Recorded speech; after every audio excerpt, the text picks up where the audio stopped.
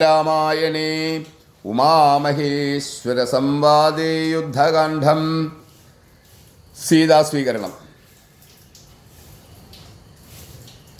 പിന്നെ ഹനുമാനെ നോക്കിയരുൾ ചെയ്തു മന്നവൻ, നീ പോയി വിഭീഷണാനുജ്ഞയാ ചെന്നു ലങ്കാപുരം ബുക്കറിയിക്കണം. തന്വങ്കിയാകിയ ജാനകിയോടിതം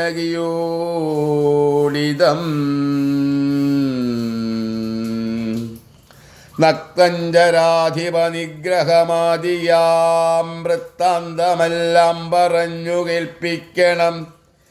എന്നാൽ അവളുടെ ഭാവവും വാക്കുമിന്നെങ്ങോടു വന്നു പറക നീ സത്വരം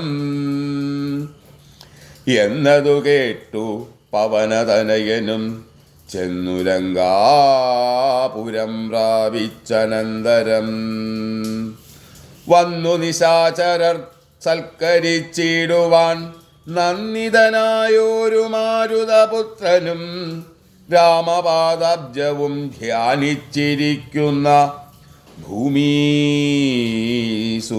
നമസ്കരിച്ചിടിനാൻ.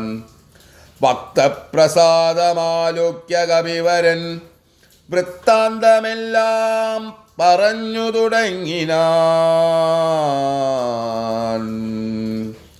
ലക്ഷ്മണനോടും വിഭീഷണൻ തന്നോടും സുഗ്രീവനാദിയാം വാനരന്മാരോടും രക്ഷോവരനം ദശഗ്രീവനെ കൊന്നു ദുഃഖമകന്നു തെളിഞ്ഞു വേവിടിനാൻ. ഇത്തം ഭവതിയോടൊക്കെ പറകന്നു ചിത്തം തെളിഞ്ഞരുൾ ചെയ്തതറിഞ്ഞാലും സന്തോഷമെത്രയുമുണ്ടായിതു സീതയ്ക്കെന്നെന്തു ചൊല്ലാവതും. ജാനകീദേവിയും ഗദ്ഗദവർണ്ണേന ചൊല്ലിനാൾ, എന്തു ഞാൻ മർക്കട ശ്രേഷ്ഠ ചൊല്ലേണ്ടതു ചൊല്ലു നീ. ഭർത്താവിനെ കണ്ടുകൊള്ളുവാനുപായമെന്തെത്ര പാർക്കേണമിനിയും ശുചൈവ ഞാൻ.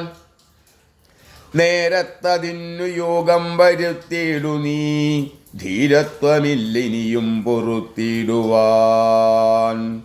വാദാത്മജനും രഘുവരൻ തന്നോടു മൈഥിലീ ഭാഷിതം ചെന്നു ചൊല്ലിടിനാൻ. ചിന്തിച്ചു രാമൻ വിഭീഷണൻ തന്നോടും സന്തുഷ്ടനായരുൾ ചെയ്താൻ. വിരയനീ ജാനകി ദേവിയെ ചെന്നു വരുത്തുക, ദീനതയുണ്ടുപോൽ കാണായ കൊണ്ടുമാം സ്നാനം കഴിപ്പിച്ചു ദിവ്യാംബരാഭരണാലുലേ പാദ്യാലങ്കാരമണിയിച്ചു ശില്പമായോരു ശിബീകമേലാരോപ്യ മൽപ്പുരുഭാഗേ വരുത്തുക സത്വരം.